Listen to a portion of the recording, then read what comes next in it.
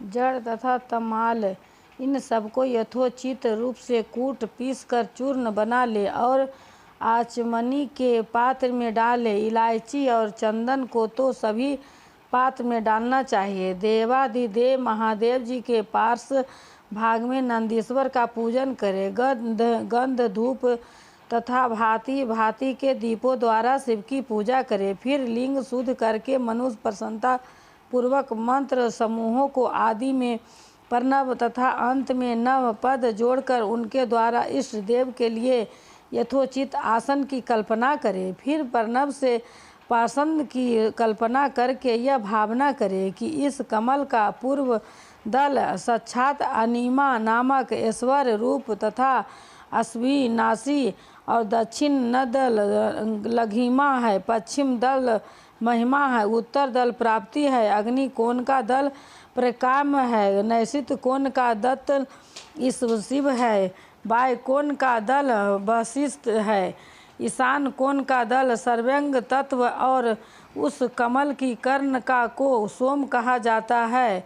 सोम के नीचे सूर्य है, सूर्य के नीचे अग्नि है और अग्नि के भी नीचे धर्म आदि के स्थान क्रमशः ऐसी कल्पना करके पश्चाताप चारों दिशाओं में अव्यक्त महत्व अहंकार तथा उनके विकारों की कल्पना करे। सोम के अंत में तत्व रज और तम इन तीनों गुणों की कल्पना करे। इसके बाद संजोत पर्वदामी इत्यादि मंत्र से परमेश्वर शिव का आवाहन करके ओम वामदेवाय नमः इत्यादि वामदेव मंत्रों से उन्हें आसन पर विराजमान करे। फिर इत्यादि रुद्र गायत्री द्वारा इस देव का संधि प्राप्त करके उन्हें अघोर षडोष इत्यादि अघोर मंत्र से वहाँ निरुद्ध करे। फिर ईशान सर्व विद्यमान इत्यादि मन से आराध्य देव का पूजन करे। पाद्य और आचमनीय अर्पित करके अर्घ्य दे। तत्पश्चात गंध और चंदन मिश्रित जल से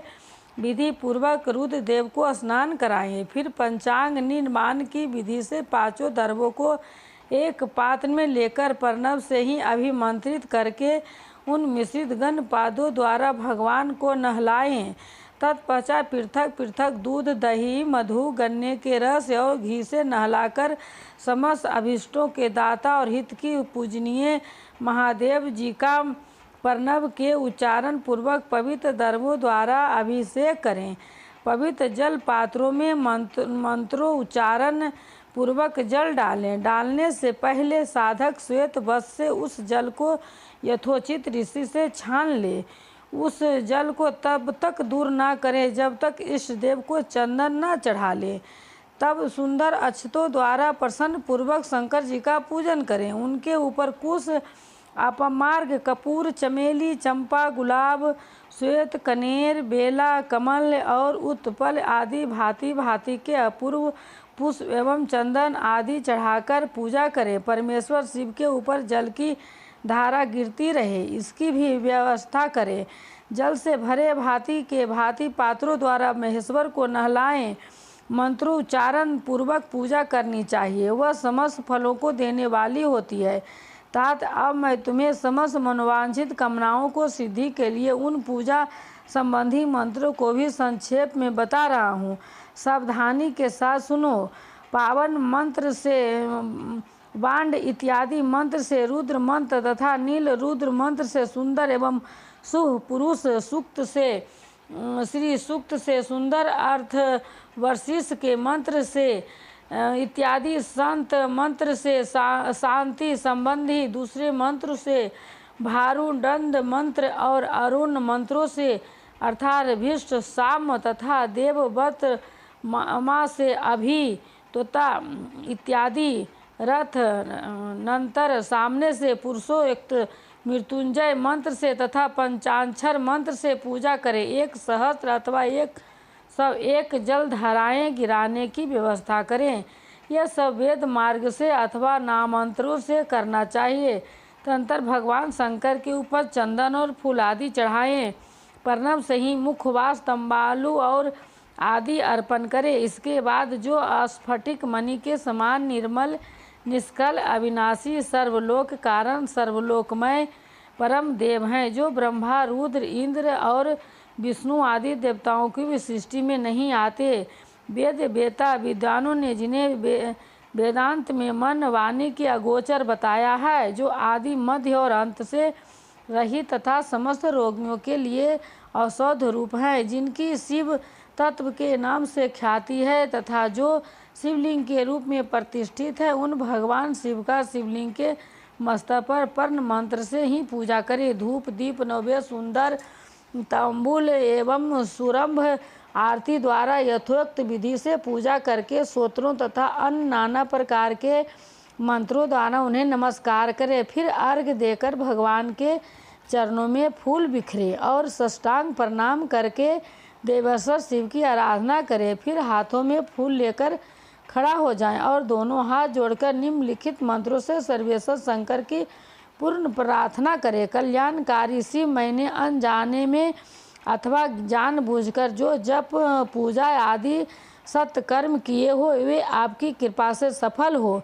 इस प्रकार पढ़कर भगवान शिव के ऊपर प्रसन्नता पूर्वक फूल चढ़ाएं।